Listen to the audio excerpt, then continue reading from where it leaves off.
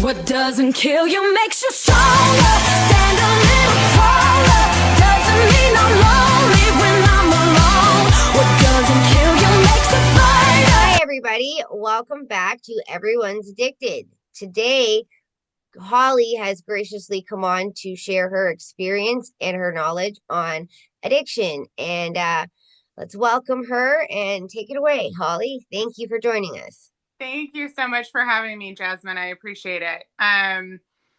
This is a touchy subject for most people because it's so personal. I think it's personal for each one of us. And that's the part that makes it so hard because you can't really share and be understood completely.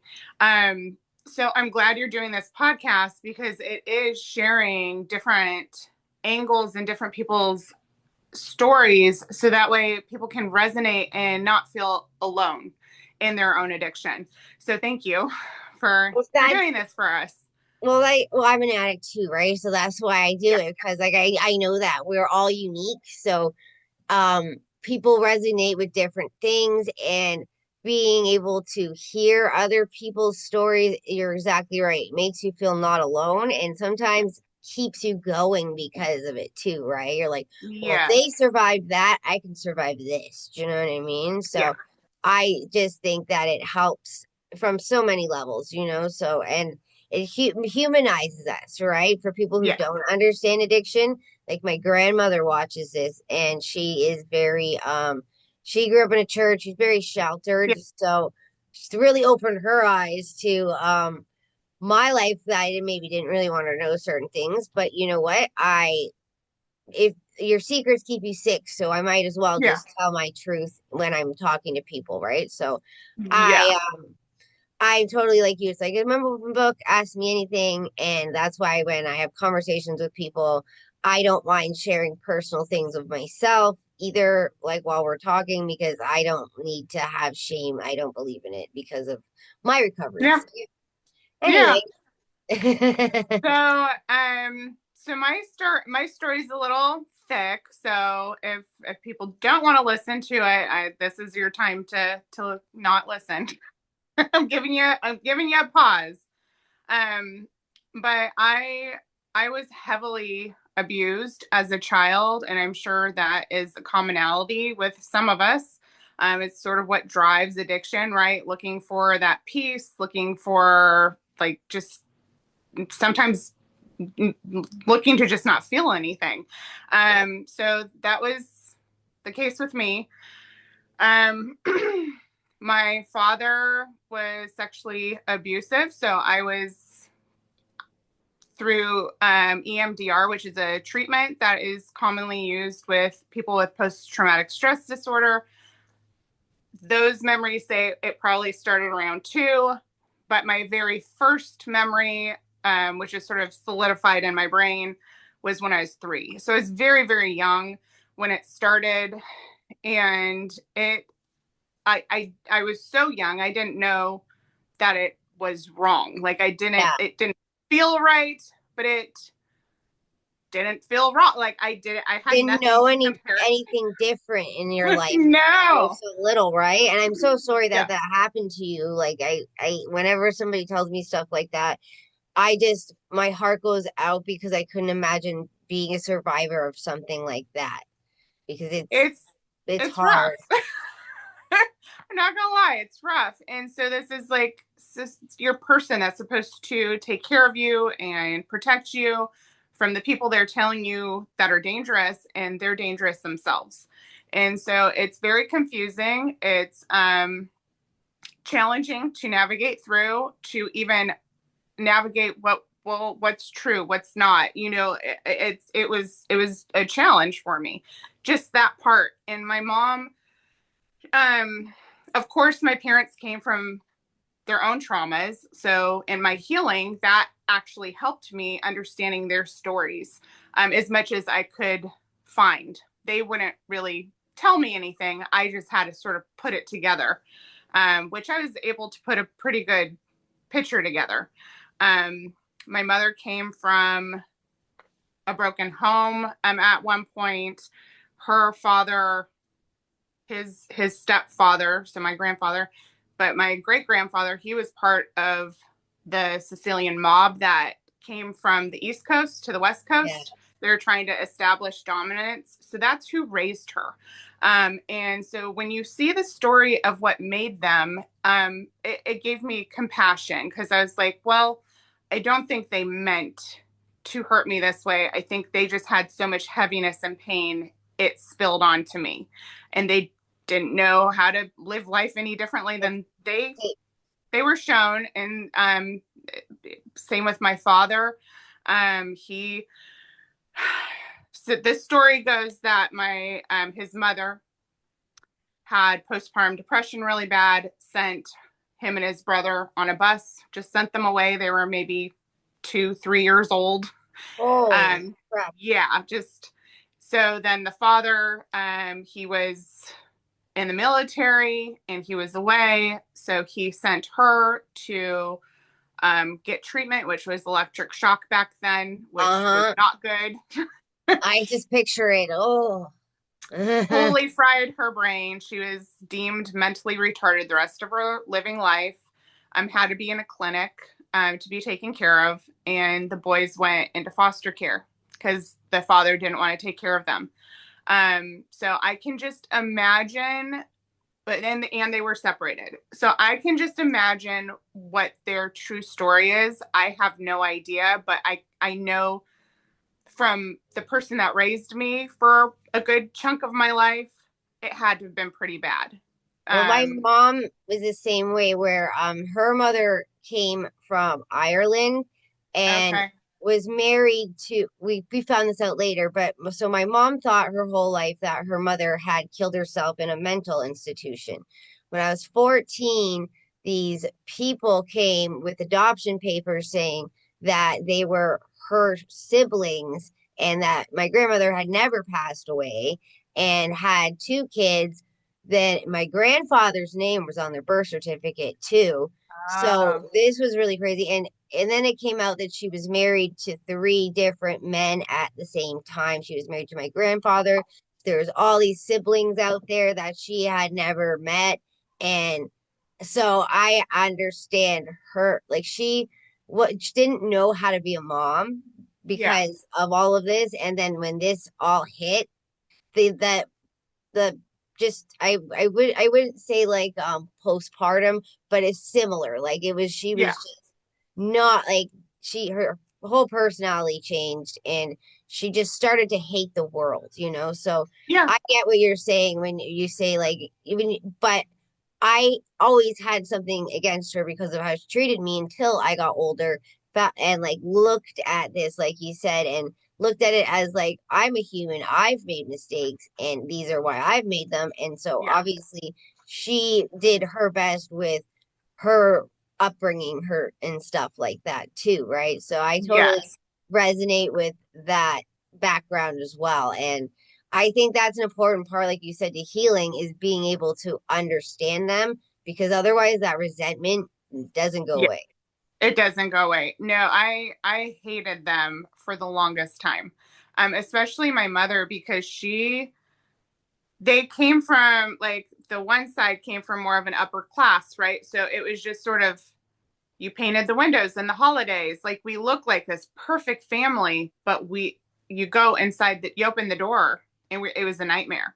So we appeared to be polished. My mom was like everybody. It's hard for the people that know me to even digest what happened to me because my mom was such a big impact, had a big impact on their lives, being the team mom, being like, she would Hmm. make goodie bags for every holiday. Like she covered it up so That was well. my mom too. Very like decorated so much for every Yes. holiday and always same thing, like tried so hard to make our family look so perfect, but inside it wasn't perfect. I mean, I didn't Totally have different. the assault issue, but I did have oh she was very abusive Yeah. verbally and stuff like that. And my dad was always at work, so it was just me and her constantly having her try to basically live through me. So I always had to be perfect. I was never good enough, right? Because Yes, she me wanted too. like We were the everything. I lost a figure skating competition and I was crying and my mom's like, "Well, you just didn't work hard enough." Well, the next year I came back and I got first place because that yeah, stuck in my head. You're not good enough. You didn't try hard enough. And even when I got beat up in high school, my mom's like, "Well, that's your fault because you're mouthy." Like so it was yeah, always but from the outside when she talks to other people that don't she's mean to the people that she trusts and knows. She doesn't know you. She seems like the nicest woman you've ever met. yes. It's And you're the best, yeah, right? And like that, yeah, I would be talked up. She'd erase anything bad that she thought I would do, but then to me, yeah, I wasn't good enough. I wasn't. So I did sports. I did soccer and softball. I was being scouted at age 12, and I was playing with college level people at age 12 because back then you could. I don't think they allow it now, but yeah. it was the same thing. At one point, she's like, "This is your job," because I just wanted to go out. We were at a tournament. I wanted to just go play with the other kids, and she's like, "This is your job. You have to pitch in the morning. You need to do good."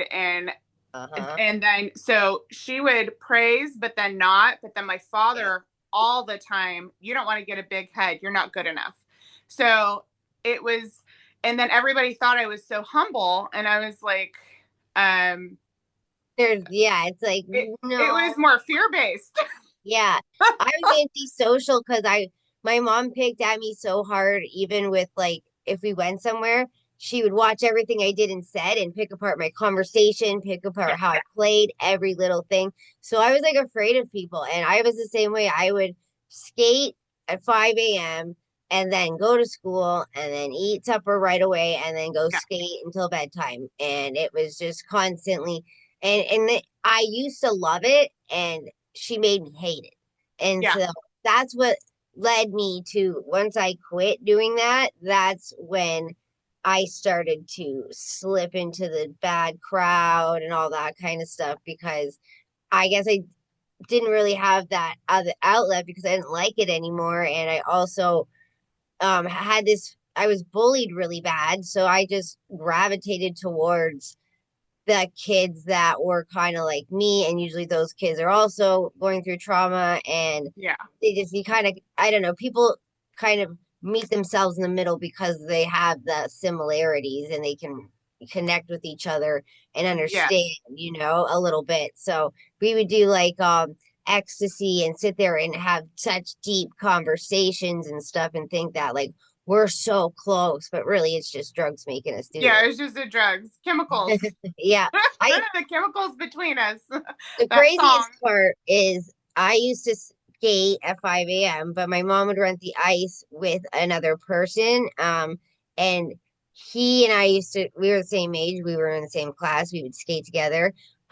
He and I both had addictions, same ones. And then my mom, now lives in his granny suite. So it's just such a weird thing. Yeah, yeah. Full circle there. Yeah, I'm like, I never in a million years thought that my mother would live with this person that Yeah, I was sort like we weren't really that like we weren't really close. We were just in the same circle and we would do some things together. But yeah, through um going through recovery in the same space in the methadone clinic and in like the program and stuff, um, we both had our same views on the program and we both had the same views on the clinic and we ended up becoming really good friends because of that. And yeah, we don't really talk to a lot of the people that we went to school with, so it's so weird that me and him are somehow meant to be connected. But yeah, yeah. That's neat. Yeah. anyhow, So, so my really my shift. I sort of peaked at 12. I still did good in sports, but by the time I need to go to college, were all these scouts trying to get me at 12. I didn't want to do it's just like you. I didn't want to do it anymore. I was burnt out. It did feel like a job. I was done with it. I think I was probably around 12 or 13. I don't remember the exact age, but it was around there because it was like seventh grade. Um, and that towards the end of seventh grade, there was a boy that liked me at the softball fields, but he had anger issues. And it was very similar to what you said. Like we just bonded, and he was the first person that I knew that spoke of being abused. I didn't even know, like, especially back in like the 80s and 90s, like it wasn't really Mhm. talked Oh about. my. Everybody's like, you No, keep like, your mouth shut, and that's basically yeah, how your parents taught you. Keep your mouth gonna shut. smack you, you be quiet. Yeah, you Like don't talk that's about what goes on behind closed doors at all. no, that's personal. You don't say anything. So he was the first person I told about my dad, and it was such a relief to actually like say it. I didn't even know what to call it until there was a girl passing around. I think she was a Jehovah's Witness, and she had this book on sex.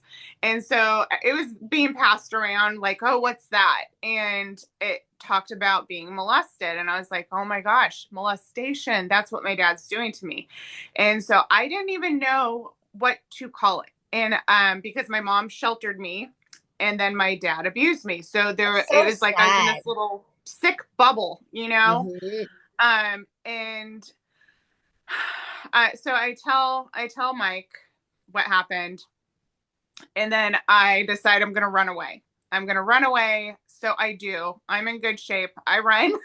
I run the entire way. Like I'm hopping fences. It's blocks and blocks away from my house.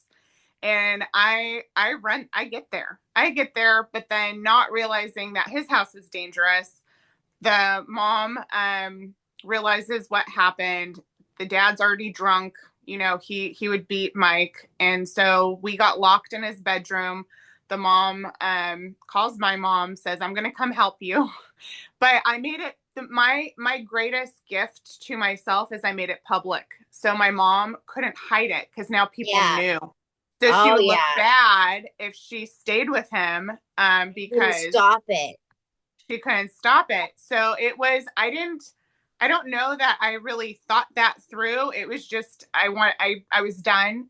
My dad when I got older had stopped me in the hallway and said, "We have to stop doing this. You're getting too old." And I was like, "Stop doing what?" And I never chose this. Like this isn't a we That's thing. just such a put, like also like a mental, like a mind fuck because it's like, oh, okay, now I'm not good enough sexually, and like I mean, even though it's molestation, you're gonna go out there when other men are around and think, Yeah. oh, I'm not good enough anymore. Yeah. You know what I mean? Like I'm worthless now, like Yeah. because you know what? I just see it as that, and I couldn't imagine like just that self-esteem, even though with the molestation and then that being said, Yeah. oh my gosh, like Well, oh and fuck. he was progressively getting worse. So I knew after I read the book and stuff he was going to try to probably have sex with me. So it was escalating, Yeah. and I had to stop it. Like he when I was 8, he also was a tit for tat type of person. So we had a pool, we were swimming, I like swam above him, he thought I was trying to keep him under the water, and so he took me to the deep end holding the edge of the pool and then shoving my head down, and I drowned. I Really. died. Like I had a I kid was passed hold out. me. I had a kid hold me underwater because he was mad at me, but it was never like I passed out, but some other kid ripped him off of me. But that's just kids like fighting. That's Yeah. not my fucking parent. Like, Yeah. oh my God. Over 6 foot man Yeah. keeping me under the water. He had to then like pull me out because I was dead weight then. I threw up Oh water. my I was so God. fatigued. My mom did nothing. She like came out and yelled. But I was like, that's not protecting me. Like I died. I passed, like I know I died because I could see myself, and I was like, that's weird. Like I never really translated what had happened until later. And I'm like, oh my gosh, I was not here for a moment. Because Like people he have near death. I've had a couple of guests who've had near death. Like this, Yeah. well, this one guest had two near death experiences, and he explained it exactly like you said. He could see himself, and that's how he Yeah. knew that he was dead. Yeah. Like it never made sense to You're me. only There's a 8 years old. That's 8 years fuck. old. Holy fuck. There's a documentary. Oh gosh, I forgot what it's called, but it's like it's a Christian documentary, but um it talks about the near death. I forgot the name of it, but it had all these stories. And so here I'm in my 40s and I watch this movie and I'm like, that was me. Like that's I didn't really completely like it didn't click until I saw the Yeah. documentary and I was like, oh my gosh, that's what happened to me. that's That's what just, happened. well, that's the So thing, right? When you're so young, you don't understand these things. And like, even with me, like, I couldn't figure out what was wrong with me. So when I became college age, I studied psychology heavily because I wanted to figure out what was wrong with me. But yeah, I couldn't put the pieces together and decided I'm just going to just use drinking as a coping mechanism because I don't know yeah, what's wrong with me. My mom would always tell me, "Oh, you're bipolar. Oh, you have borderline."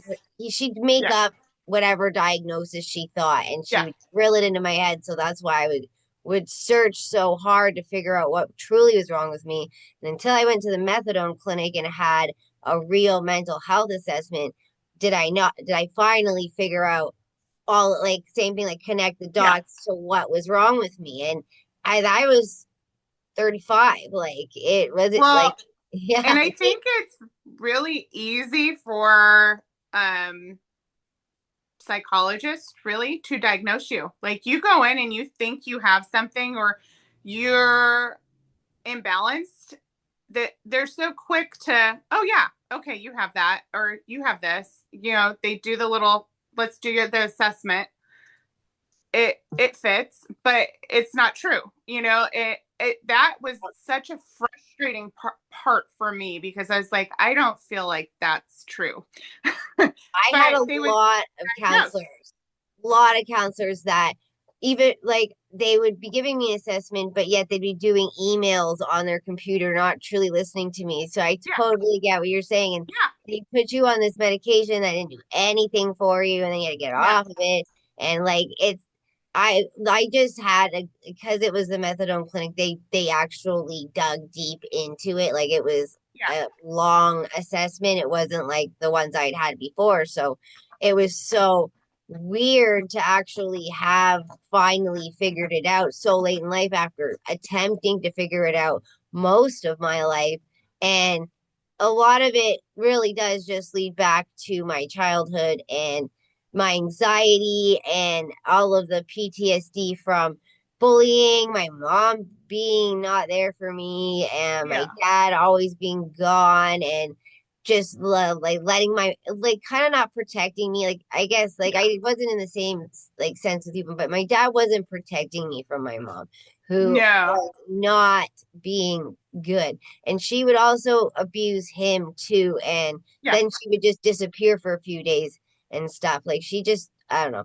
She had her own demons and she just yeah, took them out on both of us. Like when yeah, they separated, he said he became a different person. Like he was, I they stayed with him because she took everything. Like we went from being like you guys, like a nice upper middle class family to literally not having a car and yeah, looking around picking up change to buy chips. Like it was yeah, that's it was such a mind fuck, and I literally that's where the drinking started for me because I couldn't cope, and I was like yeah, trying to figure out what was wrong with me because now my mom's gone and I have this space to think, right? yeah, And but my dad was also in started drinking too, so we would enable each other. And I mean, there was no abuse there. It was more just enabling, and both of us just drinking. He ended up getting a heart attack from it, like congestive heart failure. oh, He had to quit drinking. And then after that, he hated my drinking because I think it was a little bit of a trigger because he would see a beer commercial and be like, oh, I wish I could have an MGD right now. And yeah, couldn't. So I think me being drunk, I'd climb in bed with him at 3 a.m. and be like, that, blah, drunk, yeah, right? he'd be like, "Get the fuck away from me." Yeah. So yeah, I Yes, totally get it. It's that's weird that sort we of what, figured this out when we're older, and yeah, we it's you so figure out more. That's similar to like, so that was sort of my breaking point. My mom then was sort of forced to have to leave my father. We went from the nice house in the pool to my grandmother buying us a mobile home. So we went from a house to a trailer park basically, and in a senior park. They because my grandma bought it, so we were like secretly in the senior park. yeah. Um There's a lot of those around here. They're like tiny houses or trailer. yeah, There's a lot of those around here too, and they're all seniors too, like that just yeah. downsized and live in their little community. Yeah. And so my mom went from here. I always thought her as being the safe person and the loving parent. And I didn't really see her. I saw her many times when my parents would get in these explosive arguments. Me being a little 4-year old would go run and try to protect her. So I was trying to save her. And I never saw that she wasn't really protecting me until I was older. So they get divorced. She's questioning me, like, did this really happen? Like trying to go back to her life. She didn't Get want to under the lose rug. the life. She wanted me to be the bad person. My father then spreads rumors that I'm promiscuous, that I'm just sexual, and I'm making all of this up to hide my own bad behavior. Oh When my there God. was no time, like I played club sports all year long. That's So what, I played, yeah, like it's not like there was no conducive time. to your actual behavior, right? Like, No, and I was more like, they would call me boy crazy. I was more intimate and, like more, but I wasn't really like, like I liked those little relationships, but there wasn't sex and there wasn't yeah. any of all this extra stuff. So my we live there. My mom starts to resent me. I'm called the slut. That's what I my mom don't started to do. realize, yeah, until I'm older that I was the other woman. She treated me like I was the other I woman that didn't then even she had to think of take care of. that. I didn't Yeah. even think of that, but like I have watched episodes of like or just documentaries of like addiction, and a lot of people have said that the mother does actually get jealous and think that it's the other woman, and then Yeah. it's just crazy that a parent, because I have Crazy. children, would think that way. Yeah, and I'm a child still, so I'm, maybe 13 at this point. Like I had no. I don't know how you manage to like actually function with all of these like mental things being told to you, Yeah. because like how do you navigate that? Like that's just so much at I such had a my grandma. So my grandma would take me on the weekends and she would take me to church. And that was like my saving grace. I think if I didn't have that piece and that part and I felt loved outside of that, I don't think I would have been as stable as I was. Not that I was stable because I did some pretty crazy things, but I was as stable as I could be. And so I started with restricting food. So that was my very first addictive choice was something I you was can control. That's I what. could it was all about control. So it was in 8th grade. My mom gave me, I absolutely did not like them, the little frozen pizzas, and then it was reheated. I mean, it was so gross. And I'm sitting there and I ate it because I was hungry, but then I looked at it and I just felt so guilty. There was so much guilt in eating that, and it made me feel bad. And so I went in the bathroom and made myself throw up. So I became anorexic that day and bulimic. So I would eat in front of people so that they could see I was eating. But then those days I would make myself throw up. And most days I was restricting food. So that was not. And you were playing sports, so that's burning calories all the time too. Yes. So it was tricky with playing sports, and my body eventually started to rip. So I ripped a stomach muscle, I ripped my hamstring, I ripped my quad, I ripped my calf. my body started to break down. So it was not even being able to sustain the level of activity that I was performing. I got an impingement in my shoulder. Like things just started to break down. And the very brief time I saw a therapist, he was not a good therapist. So he was Like the one I had his sent you in the emails, not listening. I get you. no, this guy was a predator himself. So Oh shit, he, you have bad yes, luck at coming out everywhere. yes. So he told me in the very beginning how close he gets with his patients. He never had me talk about my father. He instead showed me how to please myself in case I needed to learn how to do that. Gave me drugs in a little baggie. I have no idea what they were. I have no idea. They were little white pills. So I, to this day, have no idea what they were, I and said feel that I like needed when to I take think those. I took pills, right? So when I think about the white ones, he was giving you, were they circular or were they light They were long? circular. So I think he was giving you Percocets because that's what Percocets look like. Okay, so I never took them. I got completely creeped out, and then he would sneak me out of the back of the practice and go take me for ice cream, and then bring me back, and my mom never knew. And then he Oh started my buying me God. gifts, and He was grooming basically you. yes, he was showing me porn basically at one point, Well, showing teaching me you how to to please yourself is pretty please messed up. myself. So then I finally just told her I didn't need therapy anymore. I was fine. But realistically, I knew that I wasn't safe with him. Something was seriously off. He would then like try to touch my knees, like starting that sort of thing. And even though I was so sheltered and like isolated, I knew enough that I need to get away from this guy. So I did. And later on, it was very public actually. He got his license taken away because he Thank was caught. God. Because Yes. you're not the only person he's doing that to. No. That's the No. So saddest he part. was like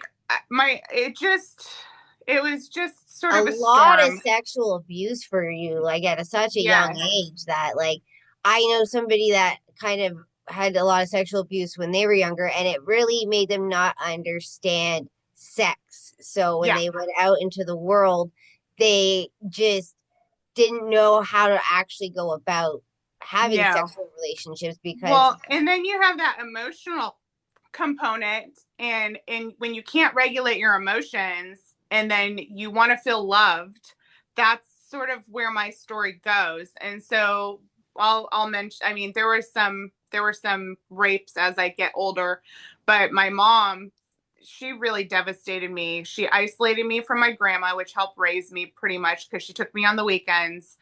um I had a boyfriend that then moved to Arizona, and she tricked me and said, "Oh, get your room ready because my friend's coming from high school that I haven't seen in a long time. And she's going to stay with us for a week." And I was so excited to meet one of her friends. And instead, she had flown the boyfriend that I had just broken up with. Like it was my choice, right? Like I was like, well, this long distance thing isn't working because he moved. I'm over it. He's being dramatic. yeah. It's not healthy. And so instead, she moved him into the home. And so I was in this, we weren't married, but I was basically in Come on, a yeah. arranged marriage for 3 years. And I had to keep quiet. I couldn't have friends over. My grandmother couldn't come over anymore because it was a secret. So here I went from this very abusive secret of being molested by my father to then having sex with this forced boyfriend that Yeah. I did Like, care about. and I mean, I did care what about him, so it was confusing, well, it'd you be know? confusing too, because what was your mother's motivation of flying him in? Like, it doesn't make sense. But like, I No. mean, I don't So under she's that.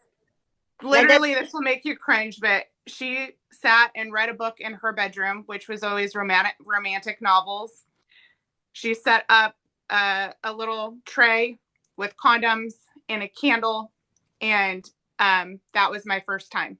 basically. We had attempted, so she didn't really know, but we had attempted to have sex prior to that, and it didn't really happen. Yeah, it didn't But work, sort of, because you don't it understand. didn't work because yeah, I've had that happen first few times I tried to. but in her mind, that was my first time, and she set it up. Like, it was so cringy. While she sat and you could hear everything in a mobile home, so it didn't matter where you're at, but she was like literally in the next room. And so then she put me on birth control pills, said it was because of my period, had all the Yeah, stories. my Took me mom to put Planned me on birth Parenthood control. because so that way there's no like record of it, you know what I mean? Like with my doctor. It They was give you that bag of condoms when you leave. yes. And I had to go, she took me all the way down. So probably so we lived in San Diego, we lived in East County, but she took me all the way down to Hillcrest. So it's like 30 minutes, 40 minutes out of the way so that nobody would know that I was going to this Planned Parenthood. And so that was the relationship until he decided he didn't want to be with me anymore. Like, that's just how it ended. He At decided least he you wanted to got go kind of live with his lucky with dad. that. And then looking back, it's like, like, I would never just like, yeah, go here, have my kid. He was 16. Like, he was still a child, really. And so, and then so he's older. He went to alternative school. Like, this wasn't the kid you would want to be with your Well, child. my He, first, well, my it's sort of my first boyfriend. He had been hit by a drunk driver and he was missing a uh, leg and he had catastrophic brain damage. But we were doing drugs, which would make him go into psychosis. And uh, my mom kicked me out of our house and had me live with him and his mom, right? oh no. And so it wasn't for as long. It was only like 6 months, but he was in and out of the mental hospital all the time, and it was it was cringy too because he had a water bed and his mom would sleep with earplugs in, and so she knew, like, do you know what I mean? Like she Yeah, she knew what was exactly, going on. yeah. And then when I got a little bit older and I had a different boyfriend, he was older than both of them were older than me, and my mom would let him sleep over. She would one time I brought home a guy drunk and she let him sleep over. Like, Yeah. this is it's like I don't, as a parent, I don't understand where that makes sense. And it Like, was it would all, never happen in my home. but she would never say to my grandma, "Oh, I let Jasmine do these things," or you know what Yeah. I mean? It's the same. It's a secret, but I'll let you Yeah. do it. It's Yeah. almost, I don't understand it, and I still don't understand those aspects of it. And No, I it feel doesn't like, make sense. especially for you, like the whole flying him in from Arizona, like, well, why? Yeah, and she paid for it. She literally paid for everything, and she paid for him because the mother is like, yeah, you can have him, but I'm not going to pay you anything. So Yeah. she took care of him, took resources that were limited for us now because my father was the main caretaker, and took them and paid for this boy to live with me for my safety. And then set That was up, her excuse. like your first time. Like, Yeah. it's not, like how parents usually try to protect you from that, or they may, they might want you to open up to them and tell them about it, Yeah. but they don't set it up and No. bring It's them just in, and creepy. yeah. So then so he leaves, and then I end up, just because I had credits, not because I mean, I am smart, but I'm not like, it wasn't because I was smart back then, because I wasn't. Like, all my energy my mom put it into my sports, so my school suffered, and I just thought I was not smart, at the time. Yeah. But really, it was never a priority for her, so it's never a priority for me. And so I graduated a year early because I had enough credits. I go to college for the first time. Back then, they had, like, the parking lot was so funky, and so there's these dirt parking lots that they're now actual parking lots. But a lot of times you would pick somebody up to go get their parking spot. So it was Mhm. very common to do that. I was thin, young, blonde girl, hair down to my butt. athletic, like I was attractive, and Like a there was target this almost. the target. And so this man, we were talking, he was in my class. He's your older, 30s probably. I'm 17, maybe. I don't remember if it was when I was 17 or 18, but I was right there because I went there when I was 17, and then my birthday is December. So it might have been right past that time. But we're talking. He's like, yeah, you should play indoor soccer. I was like, oh, that'd be fine. I haven't played sports in a while. And so I was open to it. And then he asked if I could drive him to his car. And I was like, oh, yeah, sure, no problem. Thinking he was safe. He's older, didn't feel threatened at all by him. And so I have him get in my car. We drive to where his car's at. And he puts his hand over my buckle so I can't get out. And then there's this line of the little kindergartners, how they hold the rope with their teachers walking across. And I'm like, oh my gosh, I could honk the horn. I could get help. And I was like, I can't have them be part of this.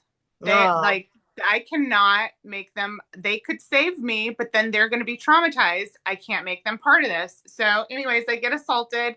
I drop out of college. It just compounds that I'm made for sex, that I'm not I know that smart feeling.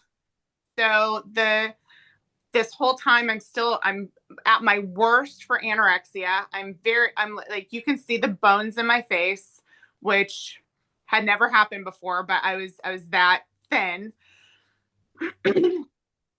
And then I'm like, I'm going to die if I don't start eating. So as I near my 20s, I decide I need to eat food, because I had like maybe one beer in the desert and ended up in the ER, vomiting blood. I stopped breathing.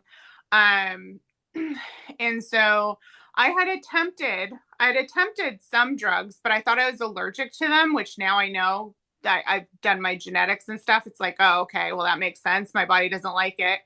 But I was looking for outlets, right? And so I looked towards drugs, but fortunately for me, that was not a thing, because anytime I tried them, like I tried ecstasy. My one boyfriend that was like, after that incident, then I chose to be with a guy that was like 34. I was 19. Totally not a good, I mean, I'm sure there are some relationships that work.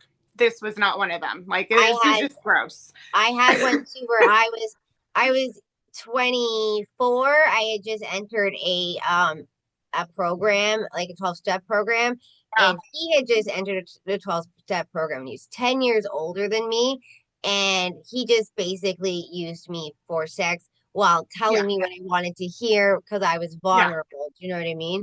Yeah. And because he was so much older than me, he knew how to say and To do these things. manipulate. Yeah. Yep, is very similar. He was more looking for, especially the area that he came from. Sorry.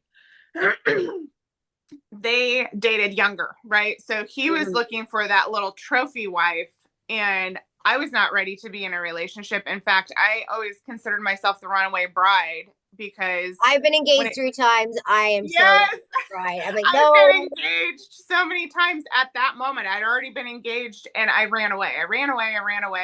It was too much of a commitment. There was one marriage that got annulled only because we had smoked a bunch of weed. We were told, I don't even know how they legally didn't know. Like, we walked into the courthouse, got married that day. I don't think you can do that now, but you could then. And then I was married. So, Holly, I'm going to stop you because your story is so incredibly powerful. I just want to have you finish, obviously, and come back for a part 2 so that we can hear the good side and get to that point and hear everything that you have to say. So I'm going to have you come back for a part 2. So thank you so much for joining me today and sharing what you did. And I will talk to you soon, and we will do a part 2 and get it all out there. And thank you so much for sharing as much as you have so far. And we are going to have you back tomorrow to finish and get to the happy ending, so to speak, or the light at the end Yes. of the tunnel. So Well, thank thank you for having me today, and I look forward to finishing up tomorrow. thank you so much. Have a good rest of your day, and I will talk to you tomorrow. Okay, bye. Bye.